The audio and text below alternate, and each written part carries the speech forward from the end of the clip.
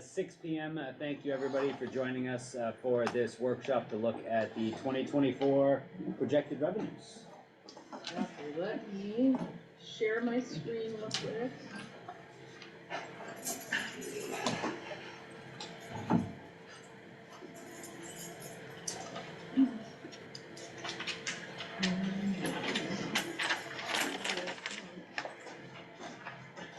There we go. Now we have the right screen. So this workshop is to go over the revenue budget for 2024. It's strictly revenues only. We're going to start off with taxes. In the general fund, taxes make up 84% of the budget. And that consists of property taxes, sales tax, public safety tax, B&O tax, the utility tax, and the EMS utility surcharge. Property taxes can only be raised 1% each year, and this is a Washington State constitutional limit. So for the city of Cosmopolis, this will only increase our property taxes by $4,565. So it's not a lot of money. We can choose not to take it, but then the state gets it. So your property taxes are still gonna raise regardless. So it's just a matter of whether we get it or the state gets it. And so also at this meeting, when we get into the regular council meeting, there will be a public hearing regarding the property taxes as well. And that's another statutory requirement that we have to meet. So I did a little graph on sales taxes. So you can kind of see how the city does on sales tax. So this is 2013 to 2022. You can see when the mill's been down versus when it's been up. Let's see, right over here, that's 2020 when the mill went down. And then when it started coming back up, you can see the difference. You wouldn't think the mill would provide us much with sales tax, but it does. And also, not to mention, there were a lot of businesses closed during 2020 as well. So as of August 31, we had only received $90,374. That's 47% of what we projected. Now remember, when we did the budget last year, the mill was still operating. So we didn't know the mill was going to shut down when we created the budget. So that's why our budget was much higher. And really at the end of August, we should have at least 65+% of the projected amount. So with the mill being down, we're currently running way behind on that. Public safety tax. So January 1, 2017, Grays Harbor County increased the sales tax rate by 0.003 for criminal justice and public safety purposes.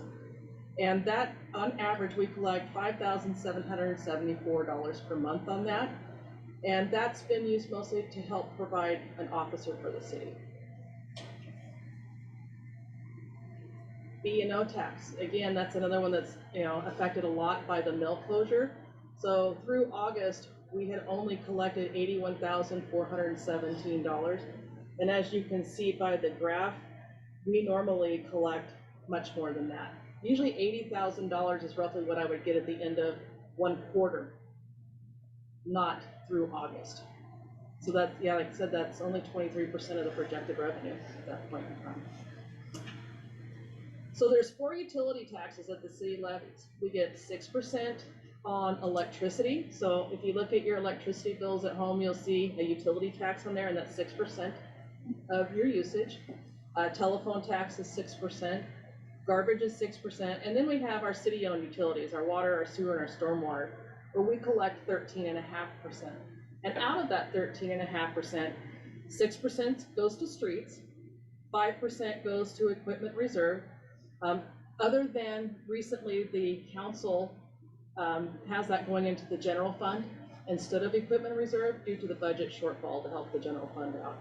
And then 2.5% goes into the fire equipment fund, which goes to help make the payments for the new fire truck.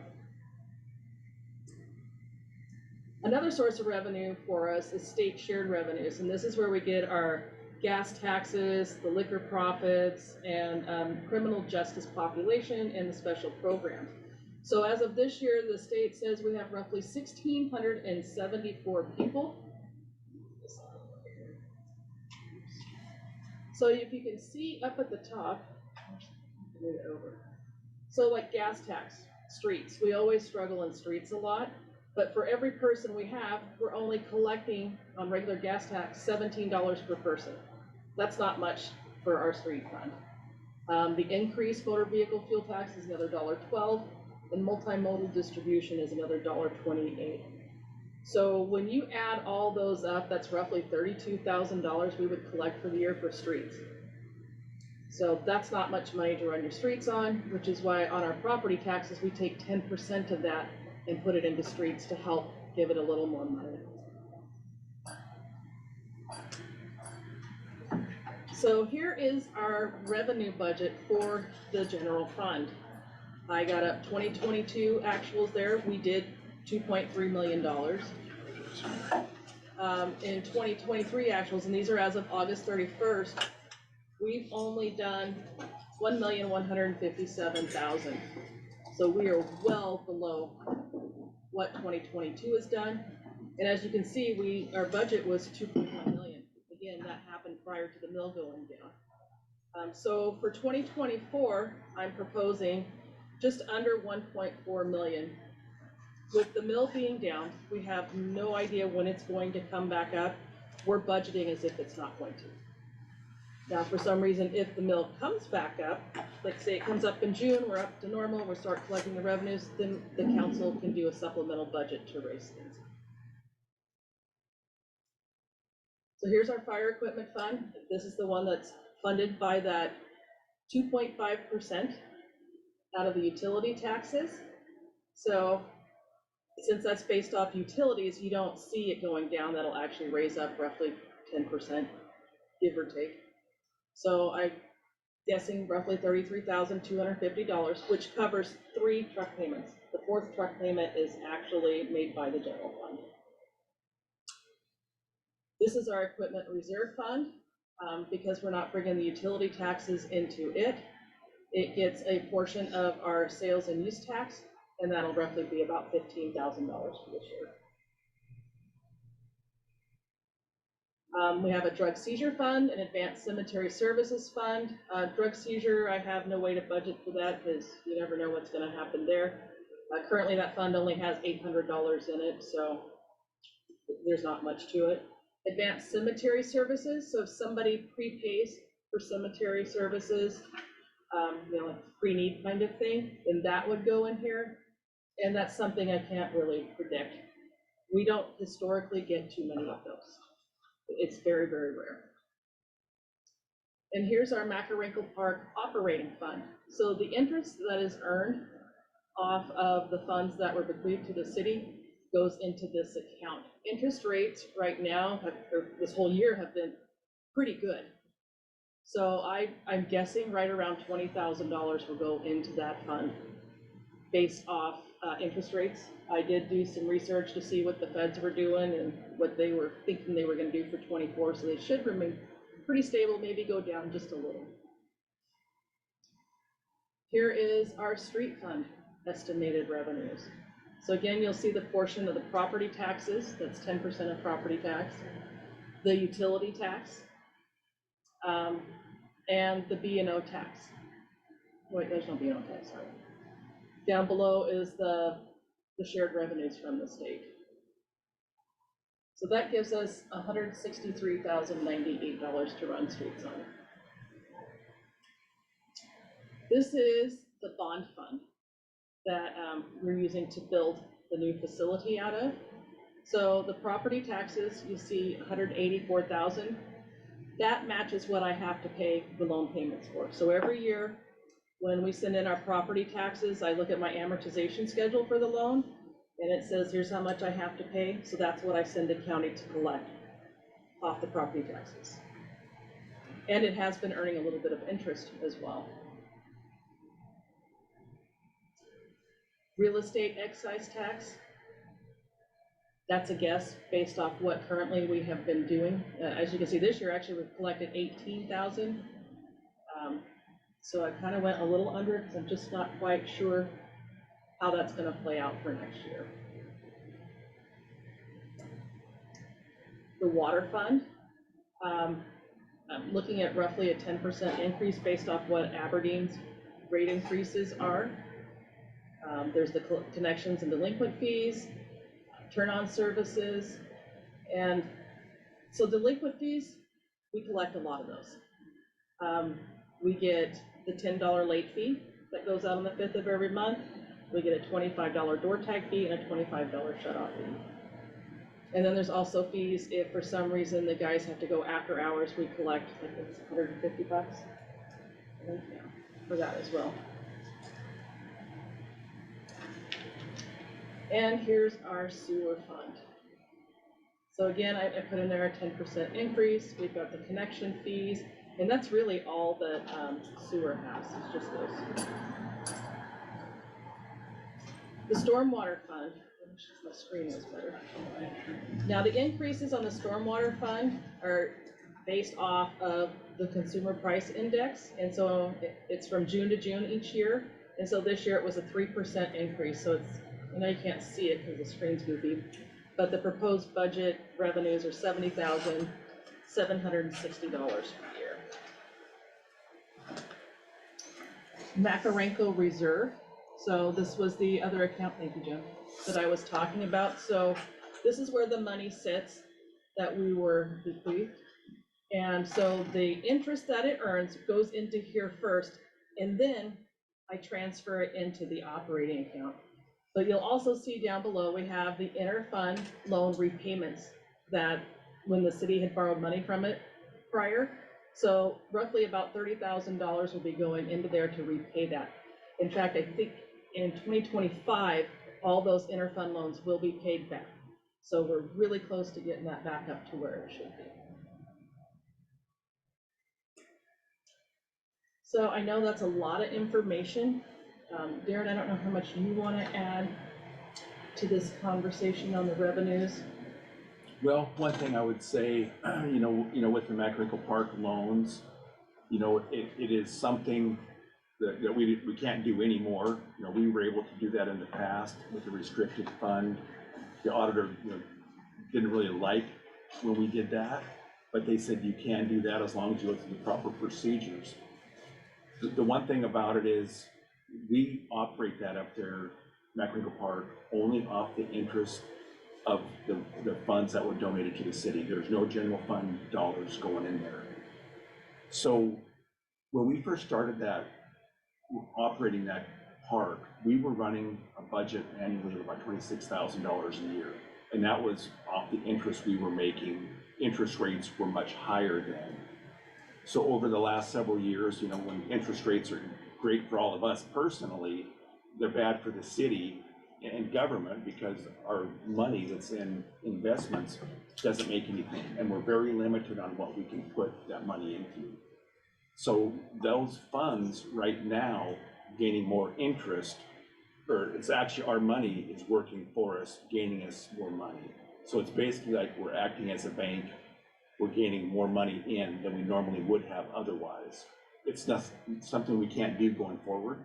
So once this is paid off, we're going to end up with more money in there than we would have otherwise. So that is the positive of interest rates going up for the city, bad for all of us personally. So just kind of a little analogy of what's going on with that. So, Joan, I'd just like to add to that. There was a lot of conversation around Macarenco Park this year.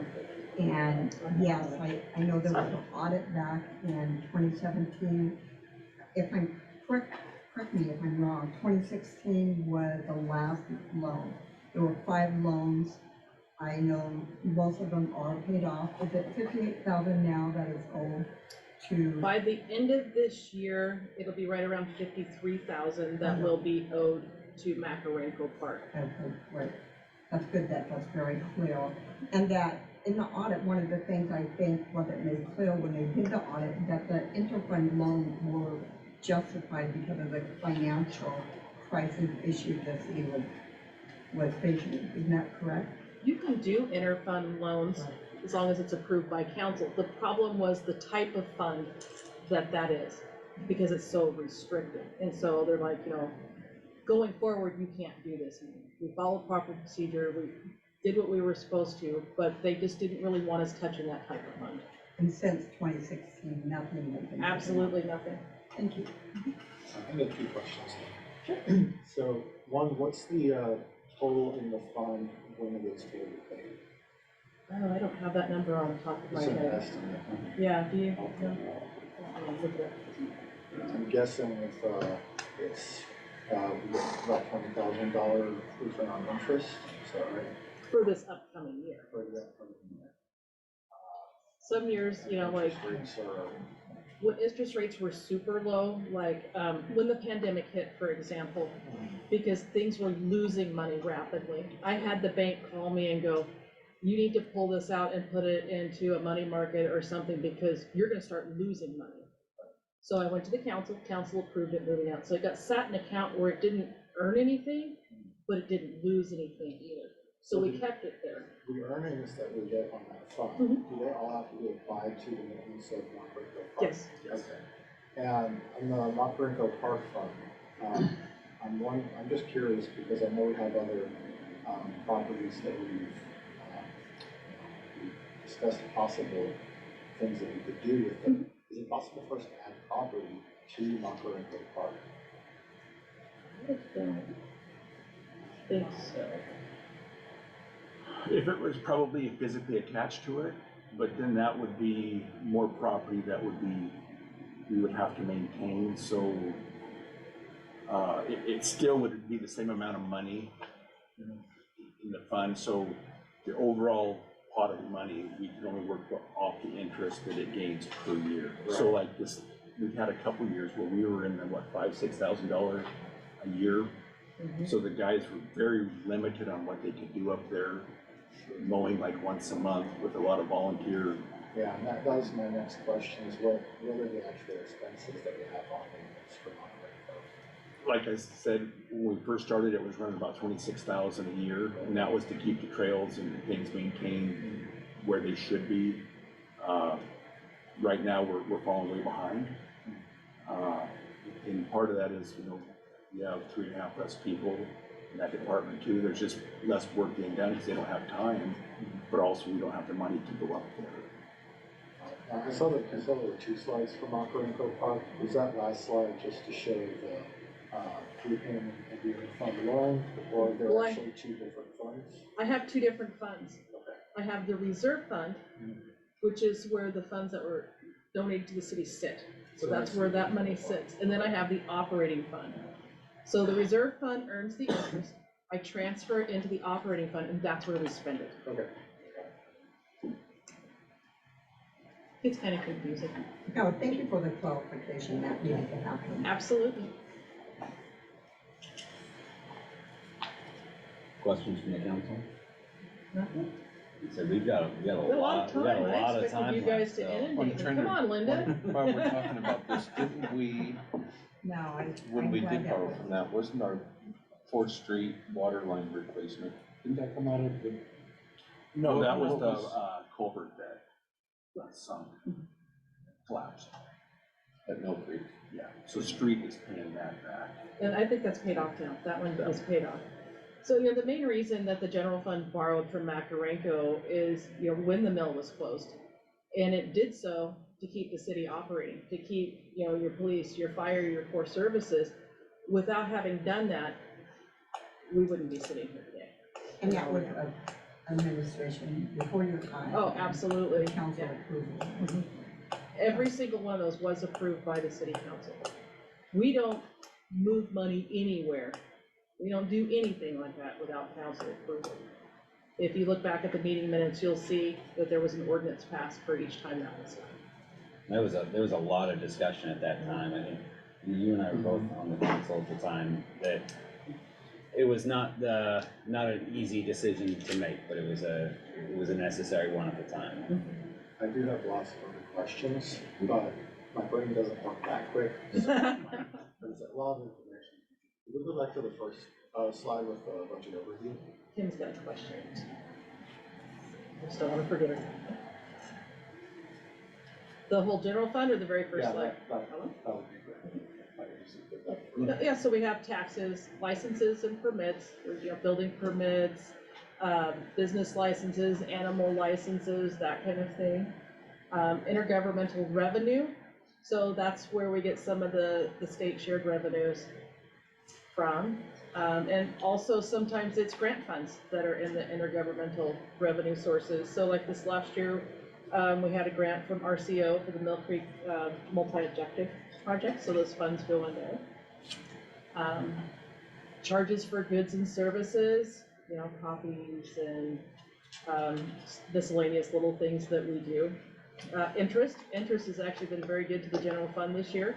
So when we collect sales taxes and other monies from the state, it goes into what I call the LGIP. You'll hear me refer to that a lot. And what that is the local government investment pool. So all the funds go into there, and it earns interest there. So the state pays me interest every month while those monies are there. And of course I can transfer it into my checking account anytime I need to. So that's the majority of what that is. And because interest rates have been so high, it's done very well this year. So I have a few questions now. When will we have the actuals for 2023, but how long does that take? Well, I've just finished December. I've been working on this project for months. But I just finished October, excuse me. I just now got October's numbers done because I was on vacation. So it usually happens pretty quick after the. Fairly quick. We're what's on they call it Fiscal year cash-based system. So basically my revenues are good as soon as I hit the first. What I do then is I go through and just make sure everything got coded appropriately in the system. Aside from the Monterey fund that we have to repay, do we have any, does the city have any other outstanding debts? We have the bonds, the municipal bonds, and then we have the fire truck. And there's not actually a whole lot left to pay off most everything. The water revenue bonds, so that comes out of the water revenue fund. But then we paid off most of our big debt.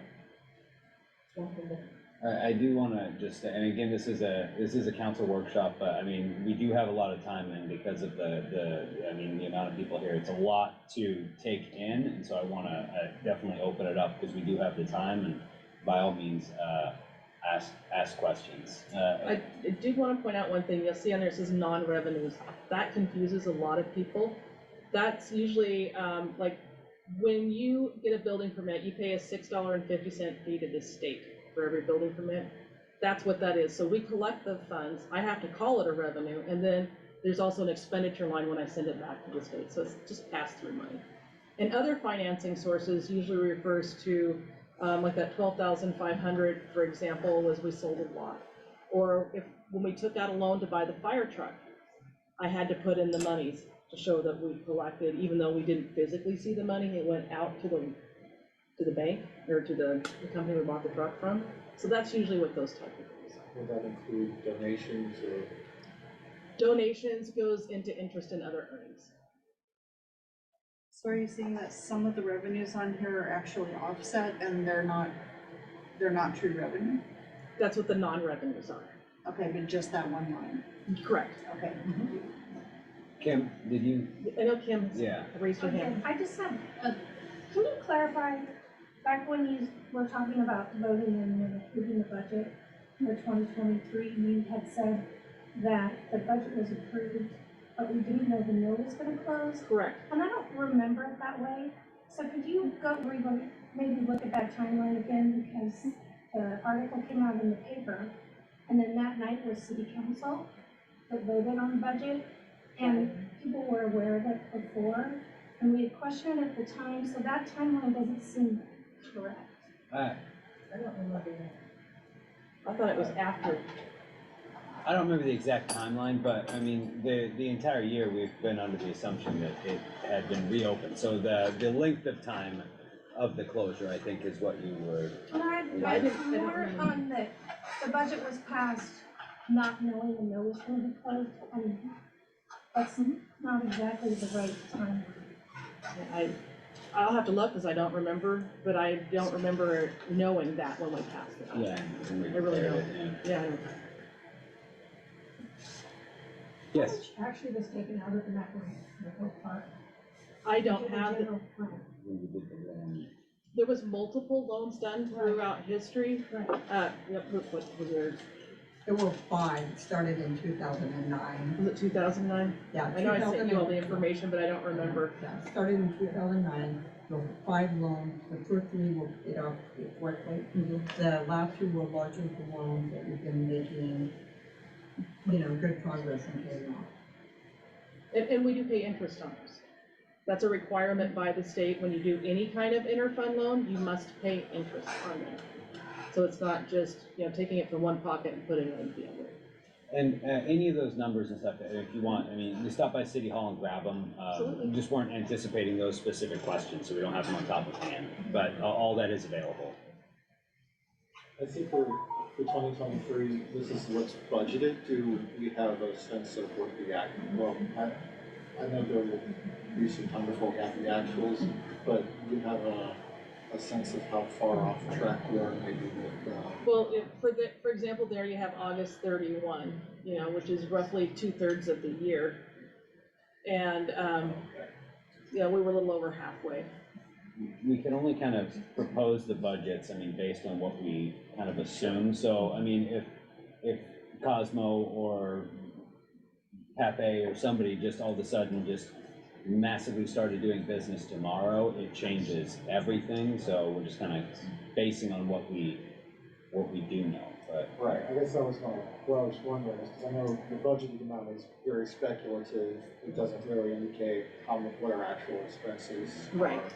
And what our actual income is. yeah, it's based on, historical numbers and it's usually within the realm, but things happen that can actually change it quite a bit, but it's a lot more conservative this year, so hopefully the numbers are much less than. And like the mayor said, it's a lot of it's on history, but it's also forecasting we get from the county and other entities where we're getting those revenues from. But those revenues, say we're budgeting, like this year, just a little over 1.7 million, in taxes. That's what we're budgeting. It doesn't mean we have that. And so that's the problem we've seen over the last few years is, where we forecasted revenues, we had COVID, we had the mill go down later in 2020, then we've had, this year with the mill going down. So then, even though we tell department heads, you've got X amount in your budget, that's dependent upon that revenue coming in. So that way, that money is not there in a pot, ready to spend. That is dependent upon if it shows up or not.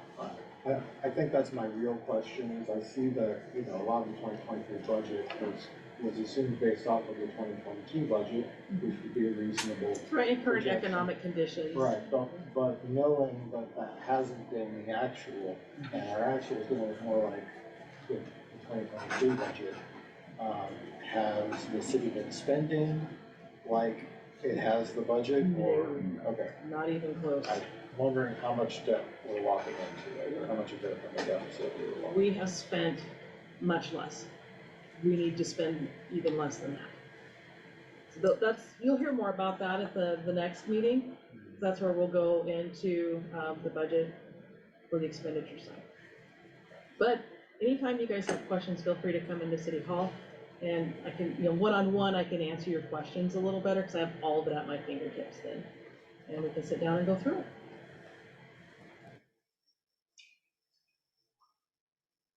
Looking at 2022, our taxes and licenses and permits, was that when Peterbilt was a big push behind both of those items, correct? Yes, they were very active then.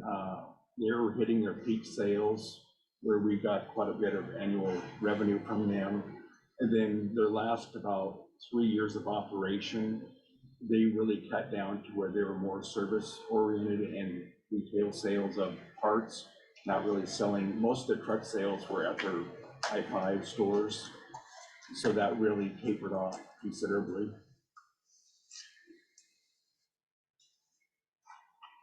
Now with what we're getting for projections for what Cafe will do, it's going to be substantially better than that. But until they get up and running and we see true numbers, that's not even factored in. No. That's not even, that would be speculative, more so than what the budget currently even is for forecasting. So it really is a very conservative forecast for It next is, year. I would Yes. rather err on the side of caution, not knowing if Pape is gonna be up and running, if the mill comes back online. Because I don't want everybody going out and spending and we don't have the revenues to support it. Must be what you got. That's the bottom line, and when it's gone, it's gone.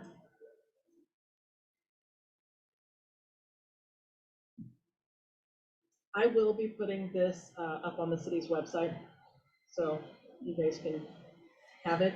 And if you have any more questions, feel free to give me a call, shoot me an email, or stop by. Be more than happy to answer any and all questions. All right, with that, we'll close the workshop and reconvene at 7 PM.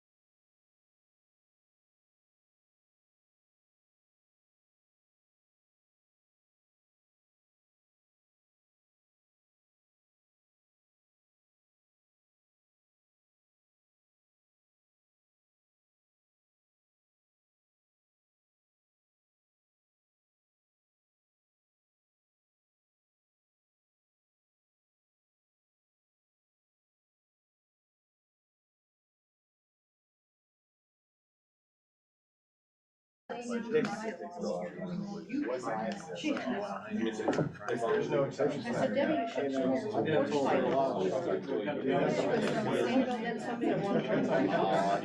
Just like everything, whether it's good or I said, bad. how do you get the key in the door? Radio. I'm on call, I get. I don't know what to say. 25 for me, and then I'm on call. It is 7 p.m. Please rise for the flag.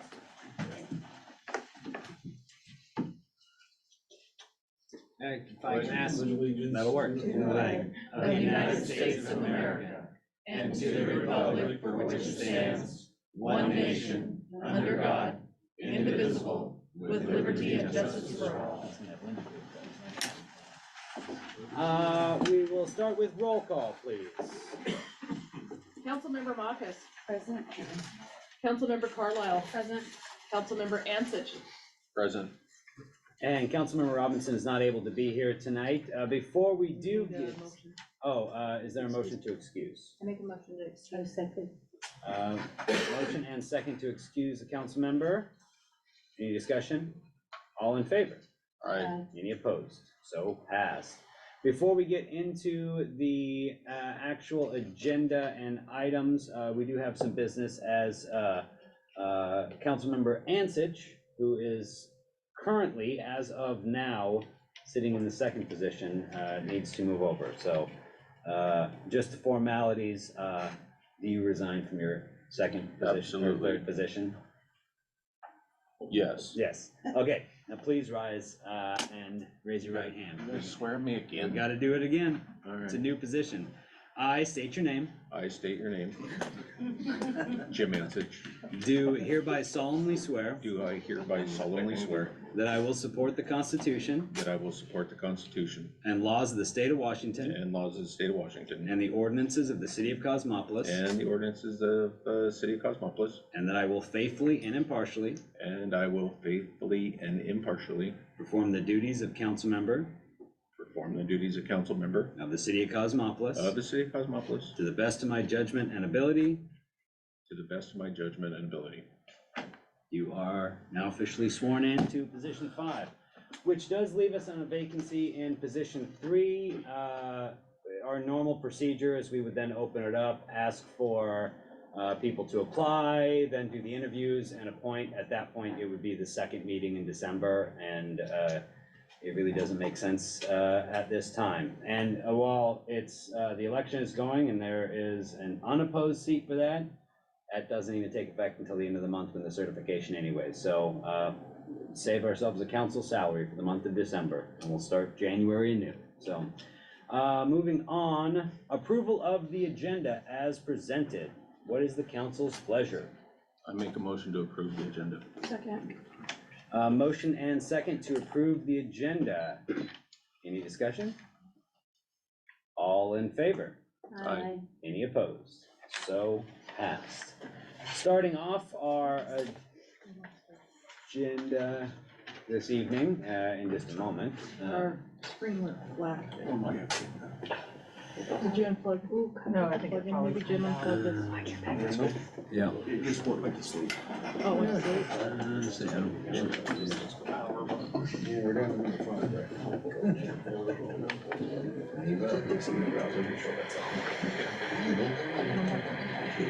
It's whirring.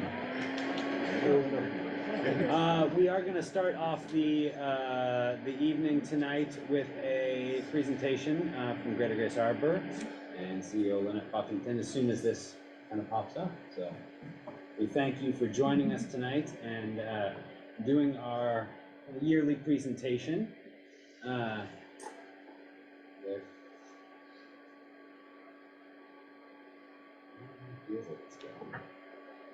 Jim.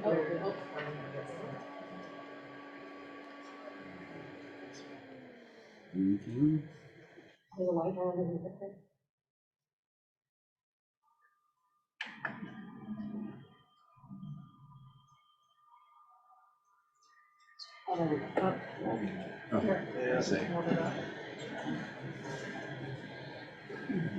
All right. The floor is yours. All right, great. Well, good evening, everybody. Sorry, I'm kind of some of you I'm talking to your back, but I'm Lynette Buffington. I'm the CEO of Greater Grays Harbor, Inc. Greater Grays Harbor has a municipal contract, as the mayor mentioned, with the city of Cosmopolis, as well as several other cities in our county, the PUD, the port, and the county. Next slide, please. The municipal service agreement actually has 10 segments to it. I've broken it into 2 parts to compartmentalize it for easier understanding. Generally, they fall into fewer buckets in general business recruitment, business, which is business attraction, business retention and expansion, helping with small business development, promotion of economic assets like our tourism sector, site promotion, external marketing of the region for economic investment. Next slide, please. So some of the things we did with making sure there was a healthy business climate, making sure that small businesses supported. Grays Harbor County, Jefferson and Clown County went together to secure $1.3 million in funding from the State Department of Commerce, and we launched a program called the Biz Boost program. And it had a lot of different parts to it. One part was we provided, we were able to pay for 9 students to go to Grays Harbor College, the bookkeeping program. For our workforce development, there's a very large shortage in the finance industry, bookkeeping, anybody that does finance. So we opened it up for applications. We had over 230 some odd people interested in the opportunity. Unfortunately, only had room for 9. We paid for their tuition, their books and materials, bought them a laptop, a living stipend, and also ensured that they had the software necessary to be bookkeepers. And then the other part of that is we reached out to businesses in the community. It was an open application to everybody to provide additional services in marketing, legal services, and those bookkeeping services I talked about. We were able to put over $250,000 into business services, from website design, image development, photo libraries, all sorts of stuff. $50,000 in legal services to small businesses, and then we took those new bookkeepers and matched them with those businesses and provided them that bookkeeping service. If we were to do it again, I mean, lessons learned, but this was a huge amount of dollars invested into the community, and we used local vendors to do the work here as well. Next slide, please. And then we expanded our small business training portfolio. Last spring, we hosted the Small Business Summit. It was free. It was over at the Rotary Pavilion. We served about 45 businesses and brought in what we call technical assistance providers. In my industry, that's people that help with financial literacy, access to capital, marketing, all those resource providers that don't exist in Grays Harbor. We brought them into town. November 28th coming up. Shameless plug, but I really think people should be aware of it.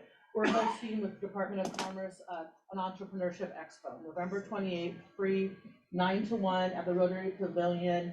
It's going to focus on artificial intelligence, specifically ChatGPT, and how businesses can use it, or maybe shouldn't use it in certain, learning lessons learned, talking about working with Gen Z and capturing them both as an employee, but also as a consumer. And then looking at access to capital for small business and all the options out there. It's free. Again, it's free, it's free, it's free. I feed and water you. I have lunch, coffee, all sorts of stuff. What time is it? 9 a.m. to 1 p.m. It's on our website. If you go to graceharbor.org, it's on our calendar. But please sign up so I know how much coffee you get and how many popcorn you get. And then we started in 2023 a monthly business assistance briefing that we feature in our monthly Harbor Insider. If you're not a subscriber to Harbor Insider, I highly recommend it. You can register at the bottom of graceharbor.org. You get all the promotions for the events we're doing, and you would also get access to our business briefing, and that briefing usually has small business resources about grants, loans, all the things that kind of are in a small business member's head. Next slide, please. So one of the biggest things we do is we just provide good old-fashioned assistance. A call comes in and someone says, what do you know about X? I need help with Y. And I'm not saying we know all the things, but we know the people. And that's, I think, the most important thing. Sometimes we're just a really great concierge of introducing people. So business assistance went up by 68% this year. Small business trainings increased by 25%. And I say that startup support was static because last year we worked with 19 startups, and in the past 10 months we only worked with 16. We might exceed it in a 12-month count. And startups range from people that want to start, that got out of massage school and they want to start their own business, to people really ideating on an idea, like a concept, and they're not really sure where to take it. Next slide, please. These are the business assistance by city. Cosmopolis is down here on the donut, and that's about 7 businesses receiving one-on-one assistance throughout the year. And some of that might represent multiple assistance incidents, but yeah, we work with 7 Cosmopolis businesses. Next slide. And this is the industry breakdown where the categories of business assistance fell. This is the first year that folks in the professional services exceeded the inbound concerns and assistance from like the hospitality sector. And that kind of makes sense with COVID. There was so much going on with restaurants and stuff, grants that were really designed for the hospitality sector. So the needs have started to change a little bit. Next slide. And then business milestones, that's when we celebrate a milestone in a business. And most people associate that with ribbon cutting and opening for the first time, but we like to celebrate big things like an anniversary if you've been in business 10 years. If you have a new piece of equipment that's really cool in your business, a new fleet vehicle, we like to, I jokingly say, if you moved the front door, painted the front door, call us up because we want to celebrate it and make sure people know these great opportunities and these great stories of business retention in the community. So in COSI, 2.6, that's probably, I think that estimated to, 2 ribbon cuttings or milestones in the community. And then this other donut talks about how many were actually new businesses versus established. So a little over 50% were new businesses. But I wanted to show that because, again, we are working with businesses that are celebrating milestones and accomplishments, and we want to be part of that. Next slide, please. The second most common call to our office, besides access to capital, is I need help in my workforce. There's just not enough heartbeats to go around, or I'm not satisfied with the heartbeats that are walking through my door. So there's a couple things we're working on. We have a really great person on staff that knows the workforce development system really well, and so we consider that a huge asset. But we have a lot of resource partners, including partners that provide employers the opportunity to on-the-job train and things like that. We do a lot of referrals for that. We also are very involved with Pac Mountain Development Council, Workforce Development Council, and we were able to secure a grant to do industry assessments on what is going to be needed, what the hospitality sector needs for the skills and attributes for that program, and it will, for their workforce, for their industry, excuse me. That data, that study will inform the college's design of their culinary program. And we also received some dollars to help employers do on-the-job training, apprenticeships, and pre-apprenticeships. And it's a small allotment of dollars, but we just want to make sure that local employers can put the money, can put the effort towards training their workforce and training them up. We're hoping to get that inked here pretty soon, but we're really excited about what we're able to do. And then there will be, you'll start to see an annual event called Future of Work. It looks at really how work has changed since COVID and what we can expect from future workforces. Next slide. And then another part of what we do, we are not the official tourism office of the county, but we recognize that tourism and hospitality sector is the 4th largest employment industry in our county. So we have to lift up the businesses that are within that sector. So we have on graceharbor.org, if you just go to graceharbor.org/visit, we have a whole visit section. We also have relocation resources. So if you're recruiting people to live here, we have a live tab. And then we're the face and I guess design behind Discover Grace Harbor. So it's a Discover Grace Harbor Facebook, Discover Grace Harbor Instagram. And then we also write original content, we write blogs, and we also populate a community calendar. And since this is such a large community crowd, I just want to remind folks, we have a community calendar that anybody can post on. It's not exclusive to membership, it's where the community is accustomed to going and looking for stuff. So please know you can put content on there. And then we've done some web design to allow people to actually search by the city that they're in. Too often people don't understand when they're visiting the community how vast the county is, so they can't quite figure out where they are and where they want to go. So we've created a little bit of a design hack to allow people to see that. The other thing that's important to note that it's not members just listed on our directory. In 2020, we started adding non-members in the hospitality sector. So to be listed because we recognize that many of our businesses didn't have a web-based presence. So we wanted to make sure people can find them, especially when we were one of the few counties that had less restrictions and we were more open during those early days of COVID.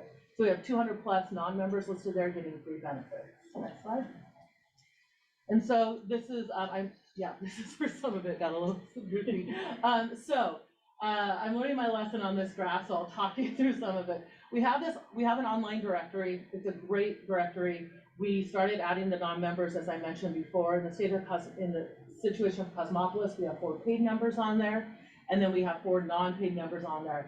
The value of those non-paid members, if they were to pay our lowest dues would be like $1,500, and then our other 4 members that are listed is there as well.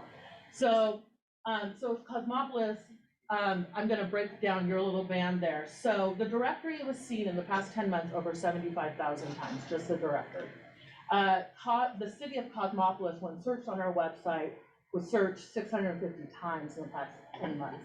Your businesses have been listed 2,500 times when people are searching, if they're searching a restaurant or something in particular. And then 60 times in the past 10 months, the searcher decided to click out from the listing and go to that individual business's individual listing on our website.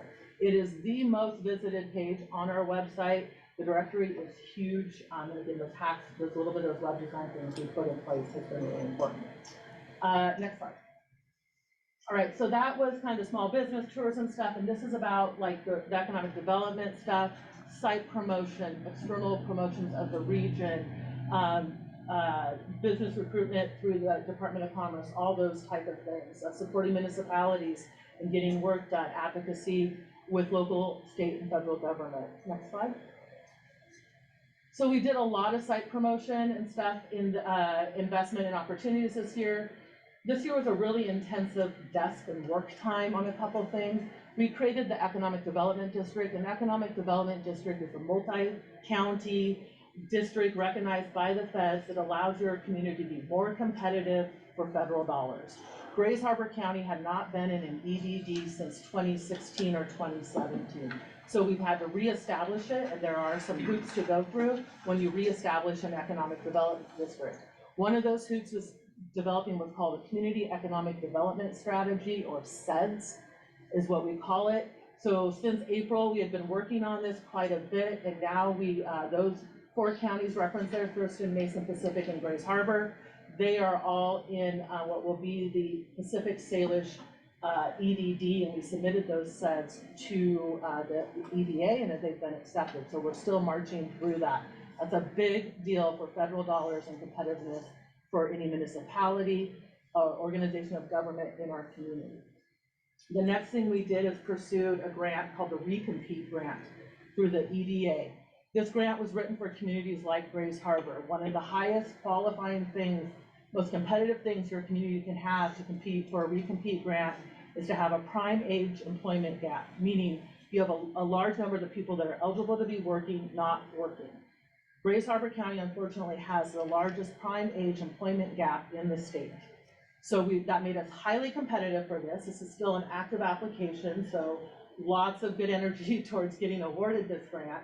We applied for a $500,000 strategy grant, and if we get that, then we have an additional project on that that's a little over $52 million that will address healthcare professions, training center, a skill training center, looking at things like childcare, and other things that are barriers to employment for folks, and then how we can support public works expansion and infrastructure development.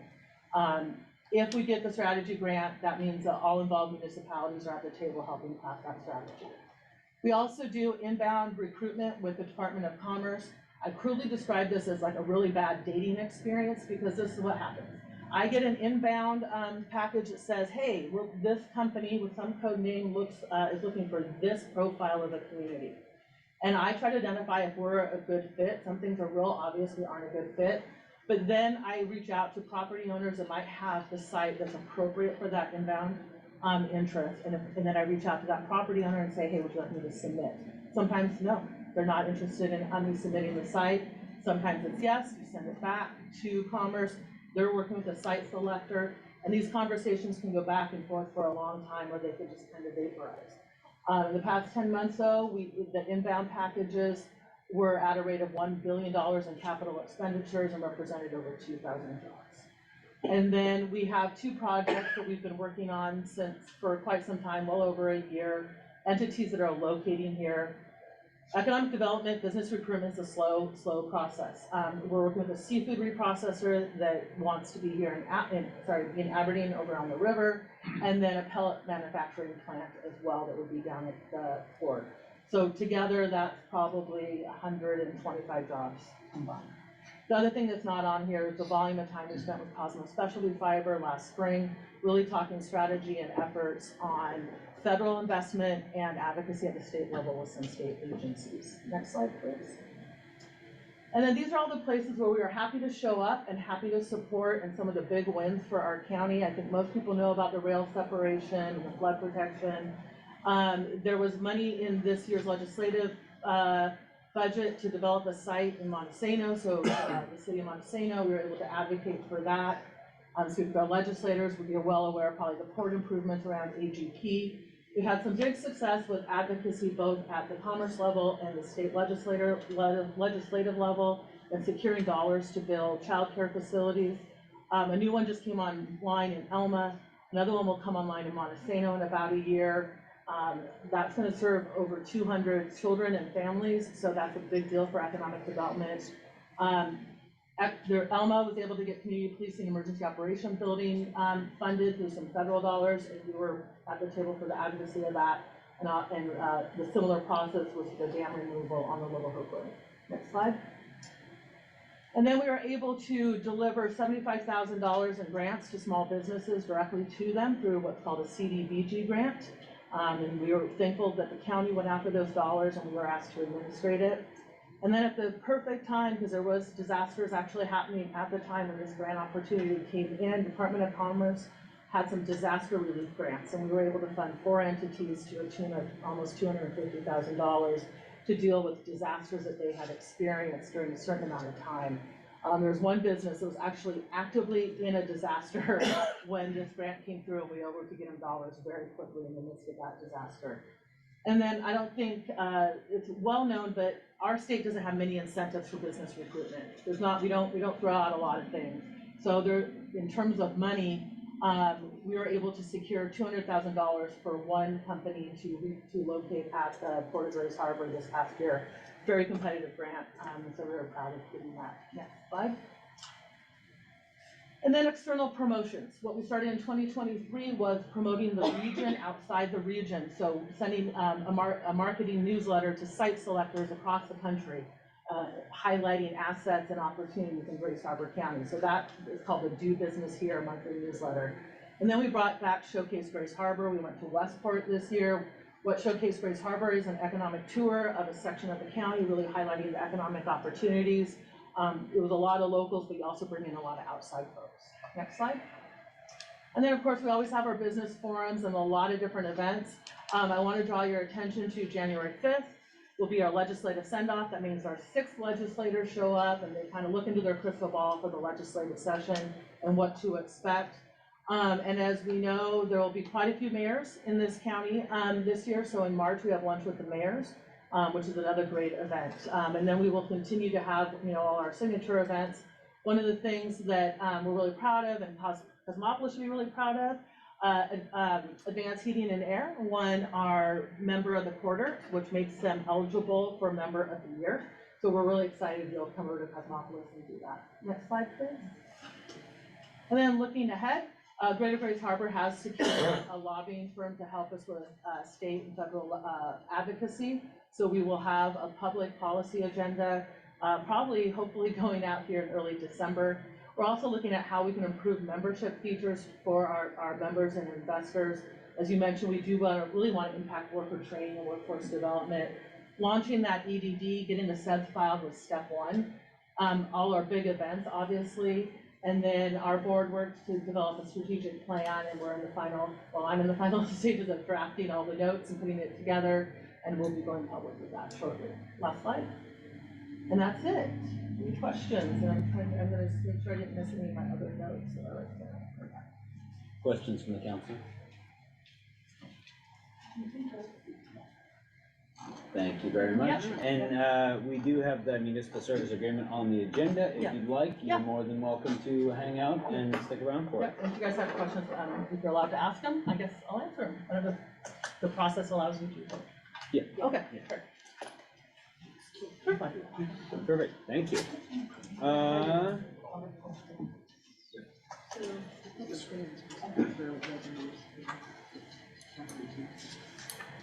Okay. It is now time, for, on the agenda, a public hearing on the 2024 revenue budget as well as property tax. And is there a motion to open the public hearing? Yeah. Second. Motion and second to open the public hearing. Any objection? So passed. It is time for the public to ask questions regarding the revenue budget proposal or the property tax. And we again ask that you introduce yourself and limit your comments to 3 minutes if possible. But the floor is open for the public hearing. Anybody have any questions regarding property tax or any of the other revenues that we discussed earlier?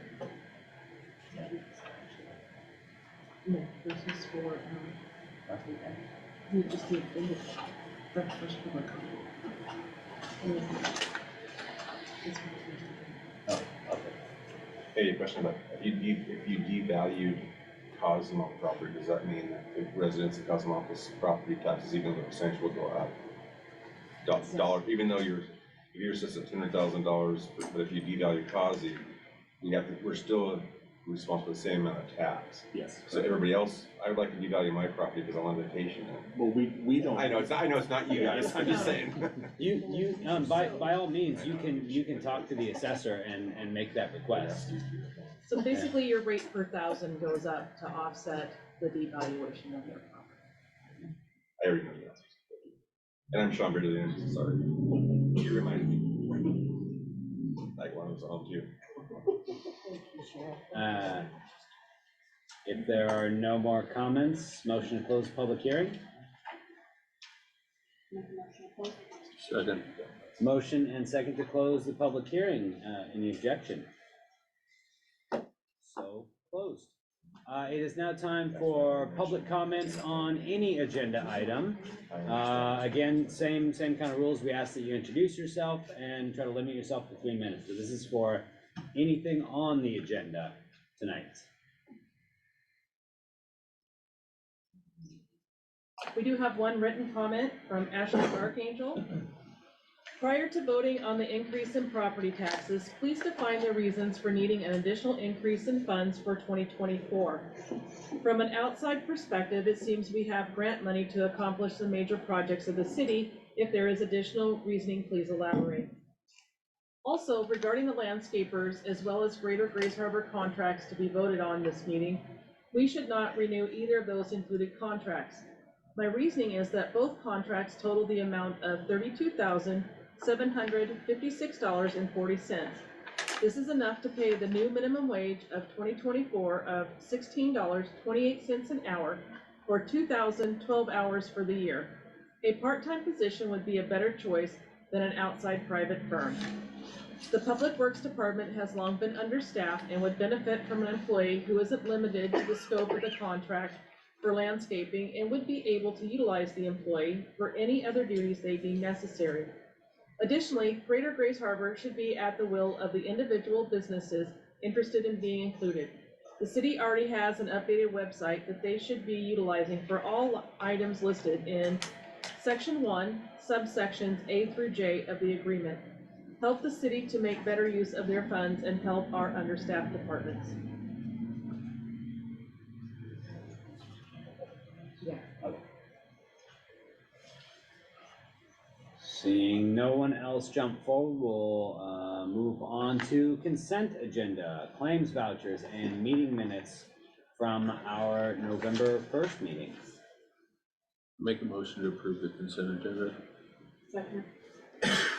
Motion and second to approve the consent agenda as presented. All in favor? Aye. Any opposed? So passed. Committee reports.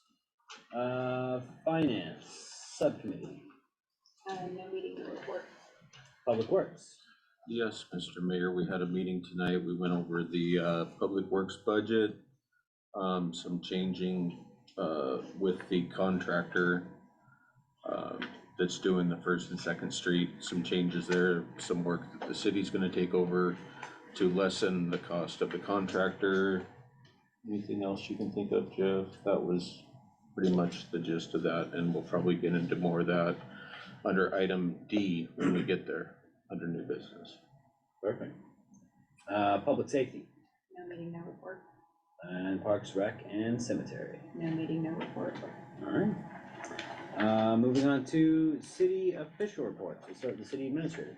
Thank you, Mayor. As I mentioned at the last meeting, the city did receive a $100,000 grant from Washington State Recreation Conservation Office, and that is for local parks deferred maintenance.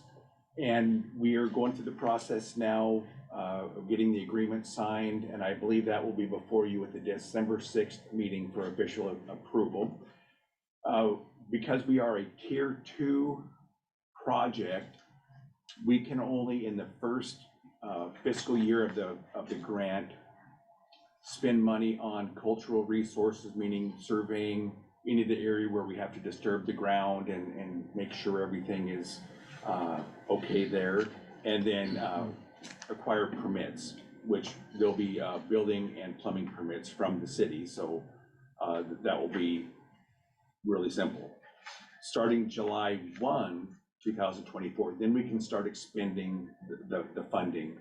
And so we expect to have all that expended by the end of 2024. We may have a little bit of closure or closeout work to be done like January, February of 2025, just for the final paperwork, but we will have everything done second half of the year. And that's what Jeff and the guys are planning for. The municipal building next door, everything is staying on schedule. There was about a 5-day delay. That was because we were waiting for the steel rebar to arrive. What had happened is they weren't going to start Roglan's until March of next year. When they changed their plans and decided to start this fall, then they had to go ahead and start ordering some of the supplies in. So that did arrive on Monday, and the guys are tying all the rebar currently. That should be done hopefully by the end of Friday. And then the next shot of nice weather, they'll go ahead and pour the slab and foundation. And then at that point, they'll go ahead and strip the forms, backfill against the form where the forms were, and for the foundation, and then basically put it to bed until March. So far, we're on time, on budget, and that's a good thing. Just going through the rest of it here, I believe it's all gonna be taken care of on other business later on in the agenda. So that's all I got. Thank you. Perfect. Finance director, Julie Vogt. Earlier this week, Darren and I met with our insurance agent, and our insurance for the city is going up 13.44%. This is actually a little less than the 15 to 20% that he predicted at the meeting prior. So we're pretty happy about that. Most other entities were way above that, and we're thankful we don't have many claims, so it's a helpful thing. Next meeting on December 6th, we will have another workshop to discuss the expenditure budget, and there'll be another public hearing for that as well. And hopefully that same night we'll be passing the budget. That's the goal, so we'll see. And then I want to wish everybody happy Thanksgiving. Thank you. You as well. Oh, one more thing, sorry. So in the public comment from Ashley, she mentioned that we could hire somebody at $16.28 an hour minimum wage for 2012 hours and do the same amount of work, spend less money than what those contracts are. So at minimum wage, at 2,080 hours, which is 40 hours a week, that comes to $33,862. But then now we have to pay L&I. Now we have to pay the paid family medical leave. Now we have to pay Department of Retirement. And now we also have to pay benefits. So when you add all that in, one full-time person at minimum wage costs the city at minimum $53,000. So in reality, it's cheaper for us to hire the landscapers to do that work than it would be to do it ourselves. And you get a much better quality work because that's what they do. I don't, Jeff, if you wanted to address that comment. Which one? The landscaping comment. No, I agree with that. We don't have the staff to keep it up like they can. They do it professionally. We can do a good job if we have time, but, eventually we want it to be back to where we're doing it, but we have to have the staff and the money to do it. And that's our goal, to get it back, but for right now, that's the best option we have. Okay, I'm done. I'm done with stuff. Police Chief Lehman. Good evening, council and mayor. In addition to my written report, before I get into that, just wanted to acknowledge, through volunteer time by one of my reserve officers, Adam Johnson, and volunteer time from Nick, our newest officer, we have 3 sets of brand new tires on our Tahoes at no expense to the city. Not only the tires, but the driving to North Bend to get them, the running them back and forth. Clean Pass early tire was very good to us and did the installation and balancing for free, no cost to us. So it's a significant savings to the city, and I wanted to not only acknowledge my guys, but the business as well. And if you're looking for business to be done, they did a good thing for us. Also on December 2nd will be Shop with a Cop. I don't know if any of you are familiar with it, but it's a very good event for our community that's been in place for, I know to be at least 25 years. So on that Saturday morning, if you hear lots of lights and sirens off in the distance, it's a good thing. It's a parade for the kids in the cars after having breakfast and pictures with Santa to go get presents that the schools have selected. Not only we are part of it, but a couple of my guys in our reserves actually took over the program as a volunteer board and are managing it as a nonprofit. And they've secured quite a bit of funding for that to make sure the kids all get a good Christmas. So again, I wanted to acknowledge that. We're also short-staffed right now. One of my employees had a significant medical event for HIPAA stuff. That's as much as I'll disclose, but it's going to be January before we get our guy back, hopefully the soonest. So we're working through that and making sure that we keep coverage, but guys are getting a little tired. Action items that I would like to ask the council to allow me to move forward with is a grant through the Traffic Safety Commission in WASPIC, Washington Association of Sheriffs and Police Chiefs. They've opened up an opportunity. I only have a couple weeks to be able to get it in, so I'd like to move forward with it as soon as possible. It's a $1,400 maximum allowable grant. The cheapest, least expensive unit that I could find is $1,506. So the contribution from us would be $106 to secure a radar unit so that Officer Nick Bailey has a radar unit in his patrol vehicle. Right now he's using other people's cars, so he's staying very busy. I'm sure he'll more than make up for that $106. Some humor and some seriousness in the same sentence. But if the council would allow that, that's something I would like to request for funding. The other item that I would ask that you consider, another WASPIC and Washington State Legislature grant that is open to us. It's only open for application till December 1st, so again, a very short window, but it is a body-worn camera grant. One thing I would like to articulate to you is I have no idea how much money it would be for, and there's a lot of variables in the expenses, but the one thing I'll communicate is if it's not completely funded, I don't want to take any of their money or participate. It needs to be 100% funded. Some of the hidden big expenses for it, if it's not funded, would be the infrastructure to support the cameras. The cameras are expensive, but they're not the most expensive component. The redaction software and the man hours to take care of those redaction processes, the computers for storage and processing are all those expenses. It's implied in the grant paperwork that I have available without applying that those things can be covered, and I don't know if it would be awarded to us or not. Some larger agencies around us are not seeking it because they know that the total dollar amount available wouldn't work for them and the size of their agency, but the focus is small agencies such as us. So there's a potential that it could be a positive thing for us. It's not a make or break for me, but I do believe that the way that legislation is moving, these are going to be mandated. I don't know how soon, but I do think that's on our horizon, and it's an opportunity to get that funded so that we're not caught with yet another legislative mandated unfunded project. So that is my request to the council. You heard the request from the chief. We'll kind of touch on each one individually, but the first request for an action item was the WASPIC and Washington Traffic Safety Commission Traffic Safety Grant for the radar unit. Is there, what's the council's pleasure? I'd make a motion to let the chief move ahead with that grant. Second. It's been moved and seconded to allow the chief to move forward to apply, to begin the application process for that grant through WASPIC and Washington Traffic Safety Commission, Washington Association of Sheriffs and Police Chiefs, and is WASPIC. Discussion. Hearing none, all in favor? Aye. Any opposed? So pass. Next request from the chief was the authorization to begin the application for the WASPIC and Washington Legislature grant for body-worn cameras. Is there council pleasure on that? I make a motion to approve that, yes, sorry. Second. It has been moved and seconded to allow the chief to apply for that grant. Discussion.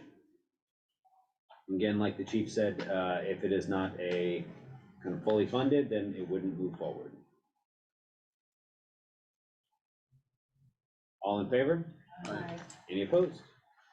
So passed. Apply away, chief. Thank you. Anything? Chief Fallon. Thank you. Just want to thank you guys again for listening through the hazard mitigation presentation last week. I know that was lengthy. We are moving forward with our annex, working on getting those updates in. We do have to have that to the county by the end of this month, so we're still moving forward with that.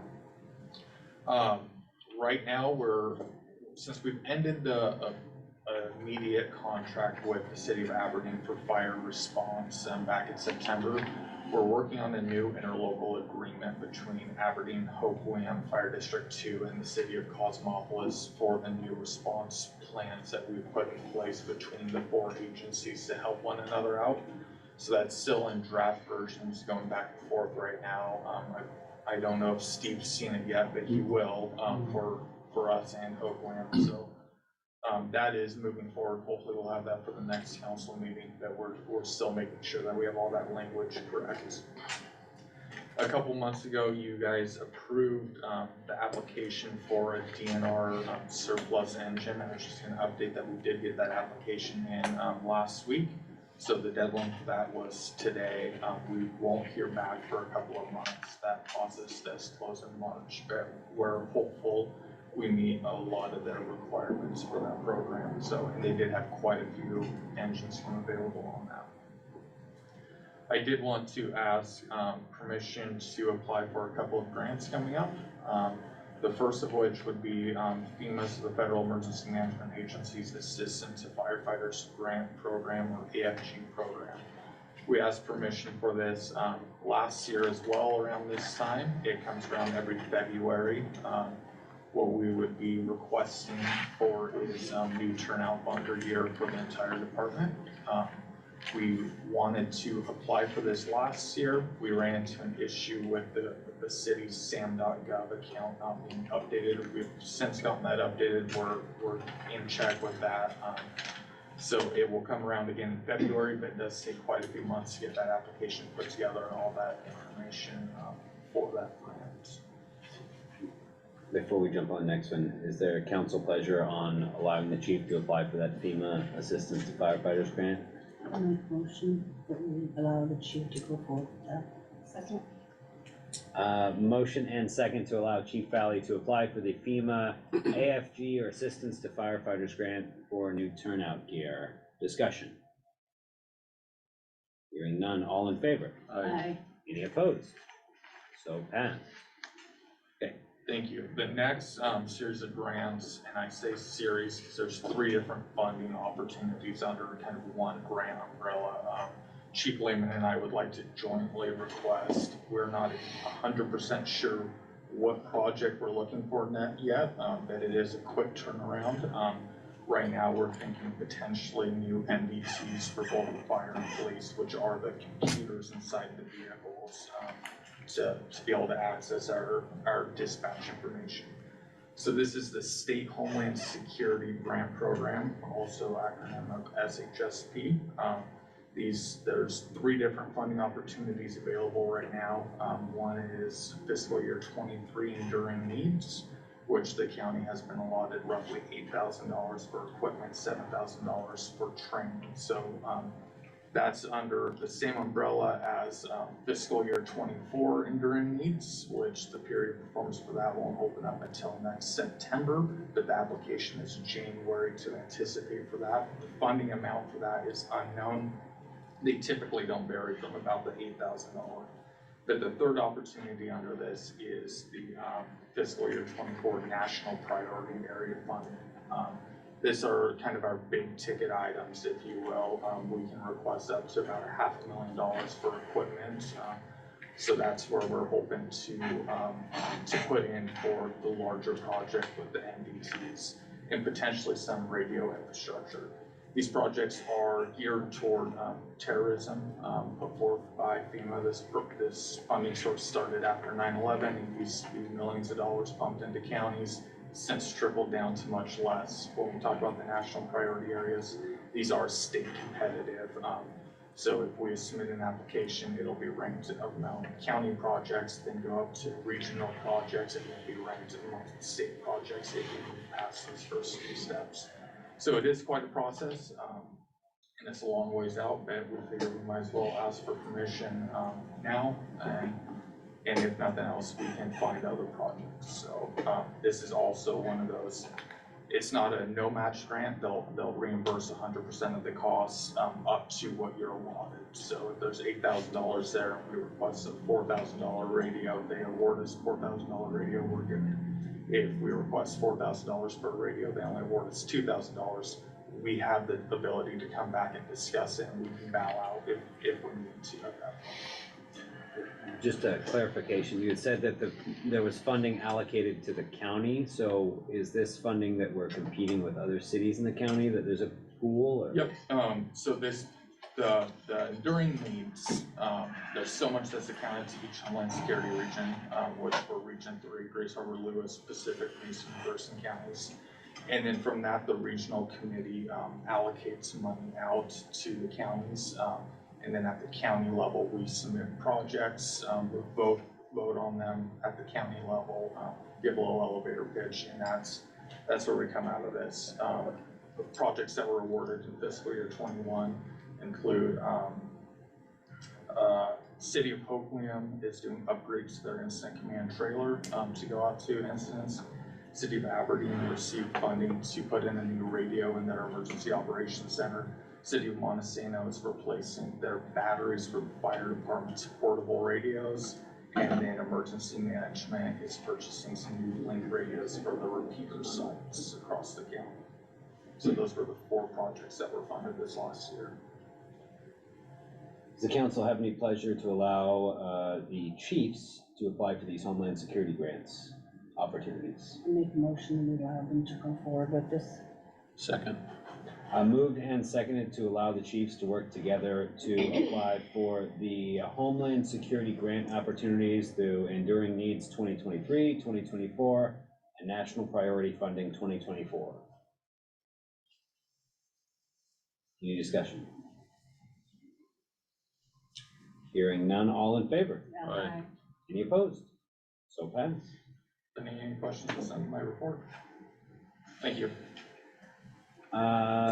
We'll go down the line, Public Works Superintendent Jeff Nations. Yeah, so last meeting, I talked about the TIB grant with the retrofit of the LED lights, or high pressure soda into LED. That's turned in, I'm waiting for a response for that. They did tell me that we are gonna get money, just don't know how much yet, and I was hoping to have it by tonight, but it's not completed yet. So with that being said, it's just a hurry up and wait game, and hurry up and get these lights done. I've had a few calls from citizens asking about lights and lights being out around town.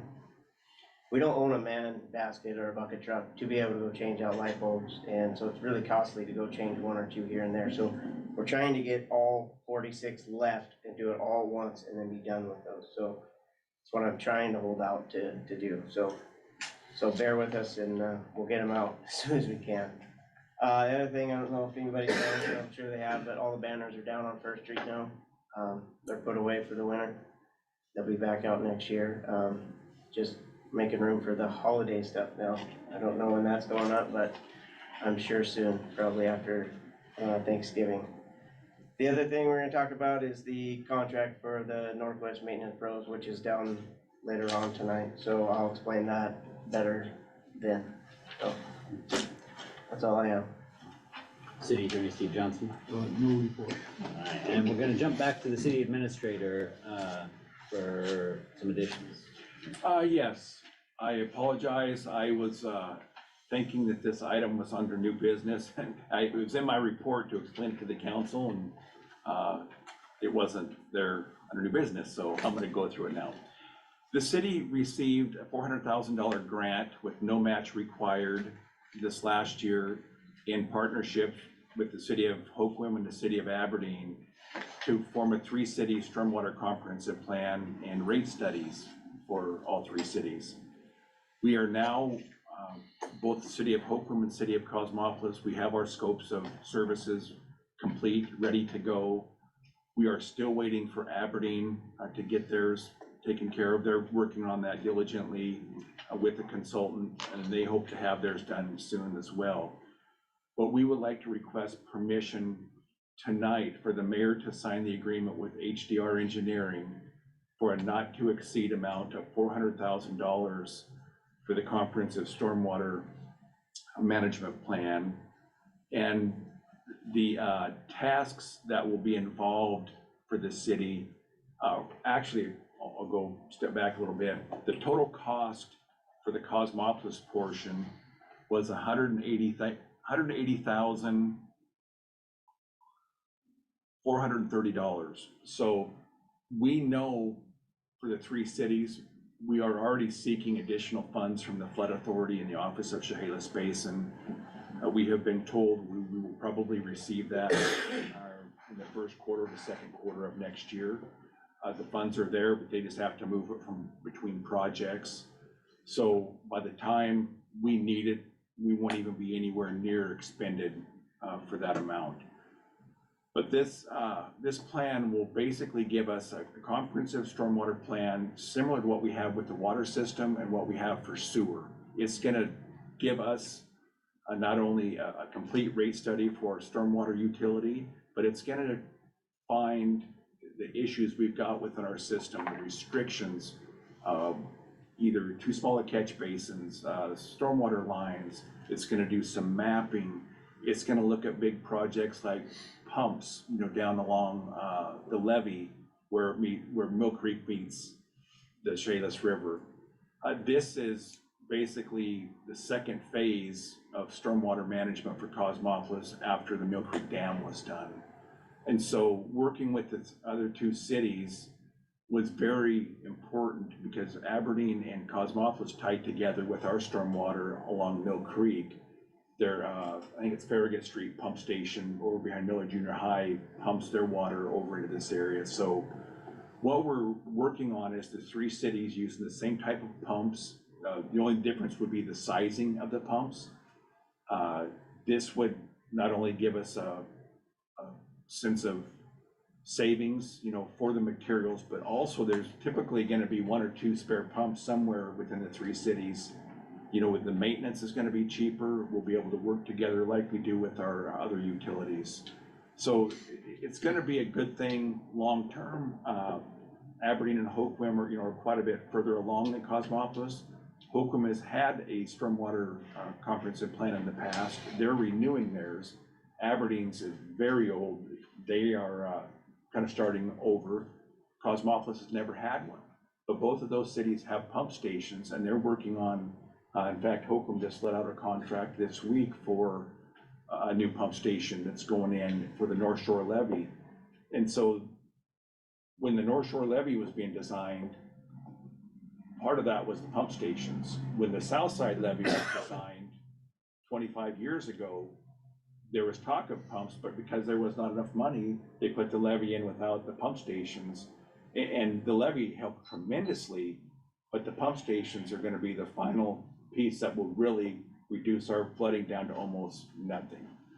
So there's 9 tasks involved in this. One is project management through the consultant HDR. They're gonna do a background review and a kickoff meeting here at the city, talking with citizens, getting your input, talking with the council as well. They're gonna be doing surveying within the city. Some of that's being done already through the Mill Creek multi-objective plan that's going on concurrently with this. They have to do an overburdened community assessment. And what that does is gets us in line for state and federal funding going down the road. That is going to be a huge component of any grants we do going forward, to make sure any grants are inclusive for everyone, you know, within the community. There'll be additional community outreach, talking about potential projects going on. There'll be hydrologic and conveyance modeling of Mill Creek and other flows that go into Mill Creek. There'll be a capital improvement plan. There'll be a stormwater management rate study, as I mentioned before. And then the final task, number 9, is putting all that into a plan. Each city will have a plan that's very similar, but just differences will be the capital improvements and then the rates for each city. Because our rates vary drastically. We're charging about 1/3 of what, you know, the other cities do, and we're not gonna get there. That's not even part of what this is about, but this is gonna be something that's gonna be very helpful for the citizens. I know flooding is not something that's think about through the dry months of the year and when we've been going through a drought, but the first time we receive a bad flood and closes down some of the roads, people are gonna wanna know why we're not doing something. So here was an opportunity to get this done with 100% grant funding. And so I think it's gonna be a big benefit to the city going forward. So you said with the cost, the action item would just be to allow me to sign to obligate the funds that were already given. Obligate the funds for a not to exceed amount of $400,000.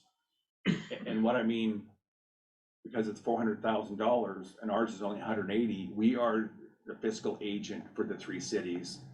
I've been listed as the project manager for the funding for the 3 cities, so it'll run through us, Office of Chehalis Basin, Recreation Conservation Office, who is the distributing agency with the state of the funds. It's convoluted, I know, but one agency grants the funding, the other one disperses it, we gotta receive it, and so all the bills from the 3 cities come to us, we pay them out of our funds, we submit for the funds, we're reimbursed. So the other 2 cities, they had the bigger projects going on with the North Shore levee, so they asked us if we would take this on, and we worked together quite a bit in the past with the Shorelines Master Program. Holcomb's done that, I think once or twice. Aberdeen's worked on some, so it was our turn, and we were willing to do so. I'd say happy, but I'm gonna say willing. What's the council's pleasure on this? Make a motion to approve. Second. Moved and seconded to approve signing on to the stormwater comprehensive plan and obligating these funds for the money to HDR and for this project going forward. Discussion from the council. Hearing none, all in favor? Aye. Any opposed? So passed. Thank you, and again, I apologize for not having it under the new business the way it should have been listed, so thank you. Moving on to mayor's report. Just a couple things. One, I did want to give a huge thank you out to everybody who did step forward to run in the general election this year. Votes haven't been certified, and we do have some close races both locally and in the neighboring cities, but it does take a lot of courage to put your name out there and be willing to serve the community. So thank you to everybody who put their names out there. And I really look forward to seeing what new voices and minds can bring to the city and to the entire region in 2024. One last thing I do have, I just wanted to make note, since the last council meeting, we just learned last week that Representative Derek Kilmer has announced he's chosen not to run for his office for the 6th Congressional in 2024, so he can spend more time with his family. And I just want to say, I mean, Representative Kilmer, over the decade that he's been in office, has been a major asset to the city of Cosmopolis and Grace Harbor. While I certainly have not agreed with him on every single topic, by any means, he has been a very strong advocate for Cosmopolis and the region and a friend of the city. Also, we just learned yesterday that Port of Grace Harbor Executive Director Gary Nelson officially announced he will be retiring from his role. We kind of knew it was coming and we had him at our last meeting, but officially going to be retiring as of March 31st of 2024. And I just did want to say publicly that in the 2 decades he's been with the port, over 2 decades, it is undeniable that there's been incredible growth, and so much of it could be attributed to his leadership and oversight. So we do look forward to seeing what the future holds for that position, and we can't thank Gary enough for all of his efforts since 2000. So I just wanted to make that known. Moving on to new business. First up, item A on the agenda is property tax refund levies. Okay, so we have 2 refund levies that Grace Harbor County sent. One was on the bond for $3,076.47. And the other one is on our regular property taxes. It's $4,451.84. So basically this recovers taxes that were refunded or canceled during the last 12 months. And these are things that county sends us. We have the option to collect the money, or we don't have to re-levy it, or we can just collect a portion of it. So it's entirely up to the council how you guys would like to handle these refund levies. Motion that we get the 1%. That's not the 1%. Oh, this is. That's not an order. These are refund levies. So Sorry, I misread. That's coming up as well. yes, that's the next one. So motion to accept the tax refund levies. Is there a second? Second. Motion and a second to accept the refund levies through the county. Any discussion? Hearing none, all in favor? Aye. Any opposed? So passed. Now we move on to the ordinance regarding property tax. Yes. This is ordinance number 1387, an ordinance relating to property tax setting and levying the property tax levy for calendar year 2024. What is the council's pleasure? For ordinance 1387. I make a motion, we pass ordinance 1387. I'll second. As moved and seconded to approve ordinance 1387 regarding property tax. Any discussion? Hearing none, all in favor? Aye. Any opposed? So passed. Moving on to item C, ordinance 1388 as street vacation. Okay, ordinance number 1388, an ordinance relating to the vacation of a portion of I Street between First Street and the Chehalis River. Yes, this would be vacating 10 feet at the request of the property owners adjacent to I Street on the southeast side, meaning the Mex Mini Mart side of I Street. I Street is an 80-foot right-of-way. A standard 60-foot right-of-way is 60 feet. When Cosmopolis was platted in the lower area here many, many years ago, a lot of the streets were platted at 80 feet.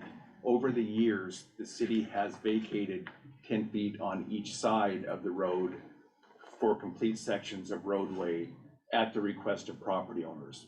So this process starts where the property owner petitions the city for us to vacate a portion of that right-of-way to them. And since this is not gonna affect a standard city right-of-way of 60 feet, the council has made the decision to go ahead and vacate 10 feet. Now, the other side of the road, the property owner has not petitioned the city for that. So this is gonna make a 70-foot right-of-way at this point. If down the road, that other property owner petitions the city, then the council would consider that, or the new council would consider that at that time. If one, it has to make sense where it doesn't impact public access to anything. It will still give us plenty of room for sidewalks, street, and all utilities. So it's not a negative impact that way to the city. What the city council has also decided to do, rather than charge a fee for this piece of land, the subject property has utilities running through it that were in the old platted right-of-way. Well, this property was owned by Weyerhaeuser years ago, and somewhere probably back in the 70s, 60s, we don't know when, the alley was vacated. Well, our utilities are there, so we don't have an easement for our utilities. Also on H Street, which would be on the north side of H Street, north half of H Street, from First Street back to the levee, that was vacated as well. We have utilities there too. So typically landowners could charge the city for an easement. So we talked with them about, in exchange for having to purchase that land, they would give us free easements in lieu of fee for easement. So at the last city council meeting after the public hearing, the city council decided to vacate this, with that being a condition. We would get the free easements in exchange for them not having to pay for that 10-foot strip of land along I Street. Does council have any pleasure on ordinance 1388? Make a motion, we approve ordinance 1388. Second. Moved and seconded to approve ordinance 1388 related to the street vacation. Discussion. Hearing none, all in favor? Aye. Any opposed? So passed. Item D on the agenda is the 2024 Northwest Maintenance Pros LLC agreement. Can you give us some background? Okay, this is our current landscapers. Over the last couple of months, we have been talking about how tight our budget is, and they're wanting to help us as well. So we come up with a scope of work, a little bit different scope of work than we had in the past. So the old scope of work was they pretty much mowed everything up and down First Street, did planters on First and Second. This year, we're presenting that we will take care of the mowing in the side of the streets, our main pump stations and different areas. They are gonna take care of the First Street planters and the Second Street planters. That is the most labor intensive part of everything, keeping all the shrubs pruned up and everything like that. We'll take care of the mowing and that. So the other one is the cemetery maintenance. They're able to lower that down as well. We're gonna do any kind of maintenance in there that will be from January through April. They're gonna take on the other 8 months. So last year's cost with the landscapers was just under $44,000. Right now, we've got it down to $30,000 this year for what I just talked about. With that being said, with Ashley Archangel's comment, we do want to be able to do those all on our own, but we can't afford it. We don't have enough people. It does cost a lot for just one more person. Ultimately, that's what we want to work towards, but this is the next best thing that we have right now. So what I'm asking for is to approve the contract for 2024. They went above and beyond and lowered a lot of things too. So I'll just give you an idea of what they charged us a month last year for doing First Street planters, Second Street planters, and all the mowing. It was $2,178 a month. They lowered that down to $1,524. The cemetery maintenance was $1,470 a month. They lowered that to $980.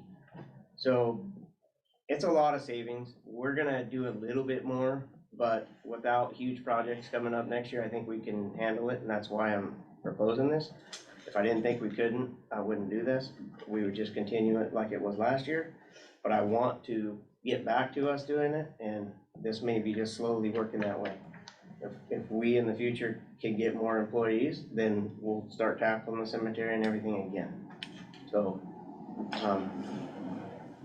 if anybody has any questions on, I'd just like to kind of back up what Jeff said. The whole reason this whole thing came to be last year was water meters. We had the water meters, we'd had them for 3 years. Yeah. And we were, at the beginning of 23, you had roughly 100 in the ground yeah, wasn't a lot. at the beginning of 23. Yeah, at the beginning. And yeah. that was the big push to bring these, the contractors on, was to Yeah. allow Public Works to get those meters in the ground. Yeah.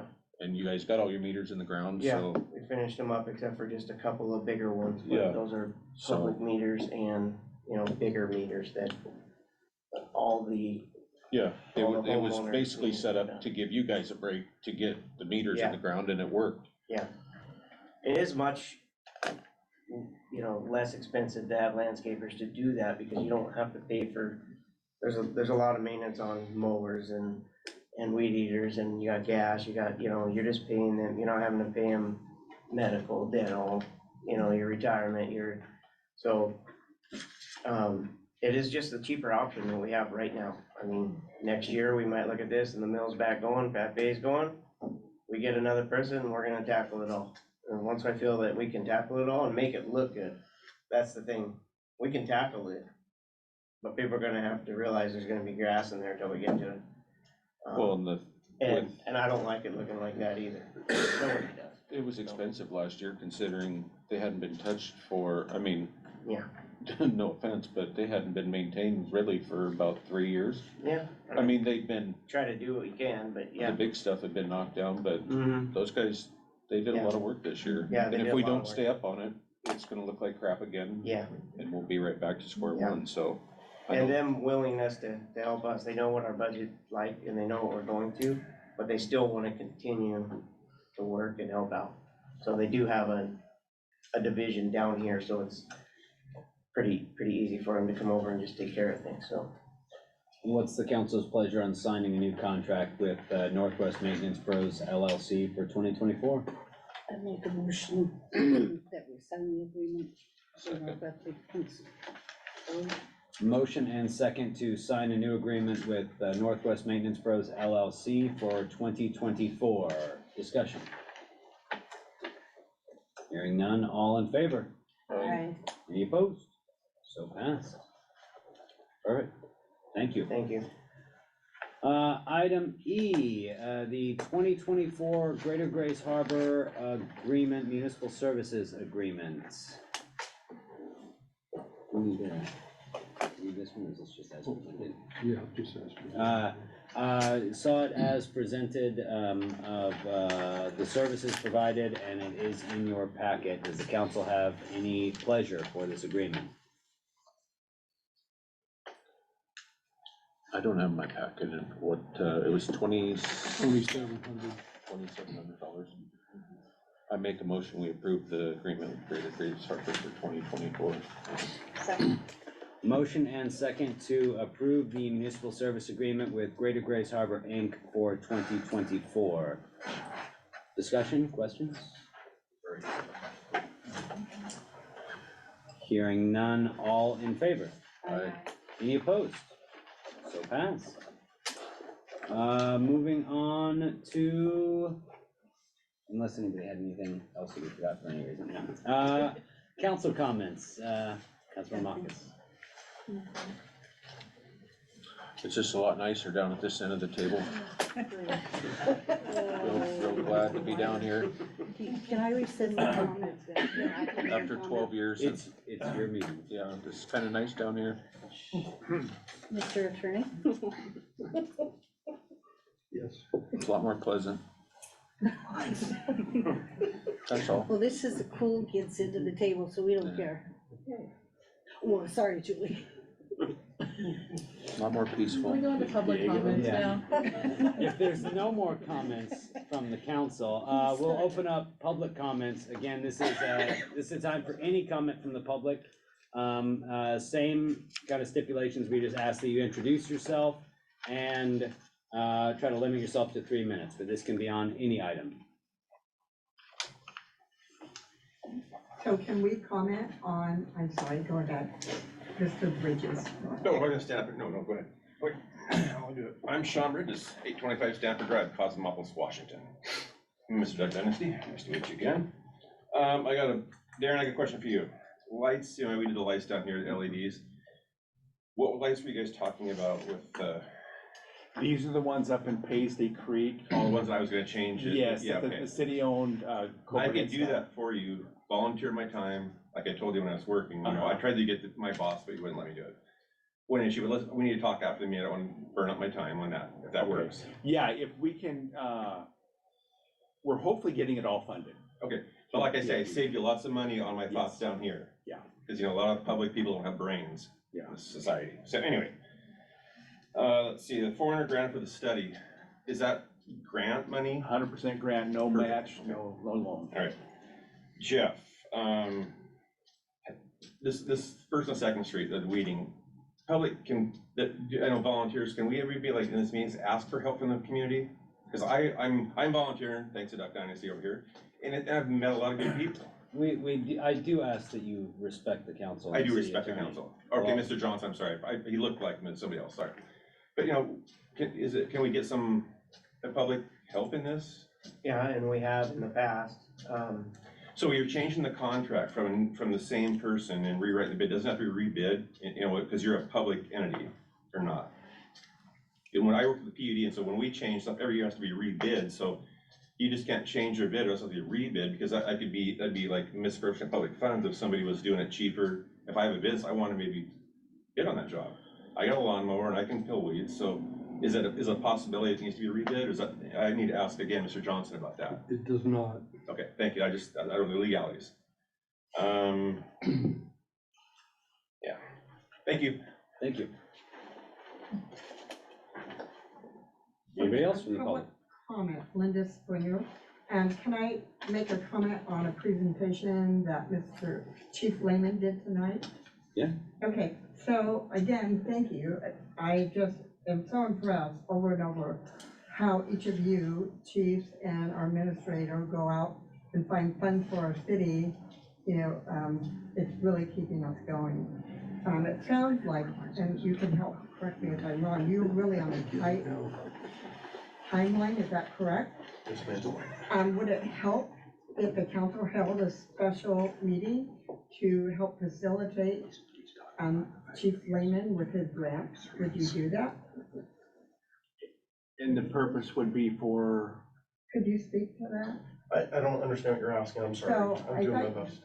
So, and maybe I didn't hear you correctly, that you were on a timeline trying to get these grants. Yes. And do you need to meet with the council again prior to that? No, I just have to have all the background information and the research information and the bids all inserted into and submitted to the online application portal for both of those. Okay, so you're good then. I hope so.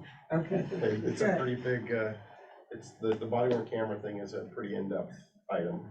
It's impressive, all the work that the chiefs are doing. I just wanted to make sure that if there's any way you needed, the council to hold any special meeting to help facilitate them moving quickly.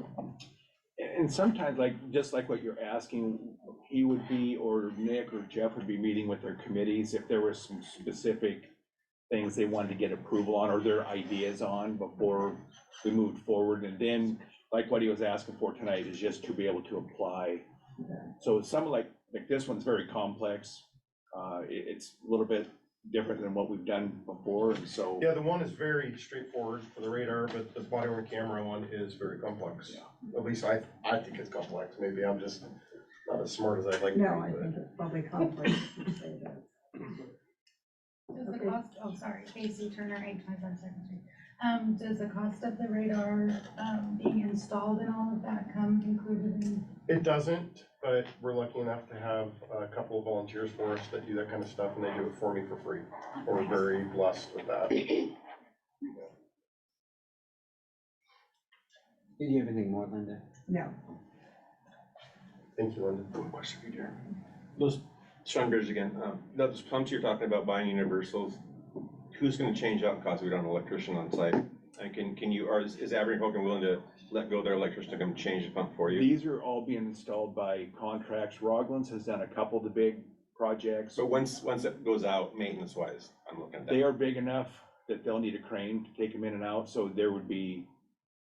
I've done the power outages from Holcomb does theirs, you know, and they do them, so I'm just wondering, but Cosmopolis does the means or the infrastructure to do that, who would be doing the changing out? And what A would it cost? contractor, because we don't, it's probably gonna be 3 to 5 years out before the first one's even. Yeah, but when you're selling it to us, it was about all the same stuff. Yeah. But it's not, nobody here can do it because they're not qualified, we don't have the Right. means or the infrastructure Yeah, to do we're, it. we're years away from that. Yes, This is just the Yes. beginning planning and engineering, Yes. so we don't have flooding anymore.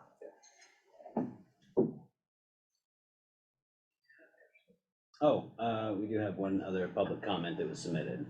And this is from Ashley Archangel. She says, "Thank you to all the citizens who voted.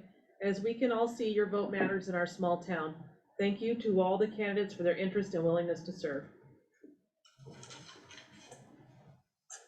Seeing no other public comments this evening, I will call the meeting to close at 8:21.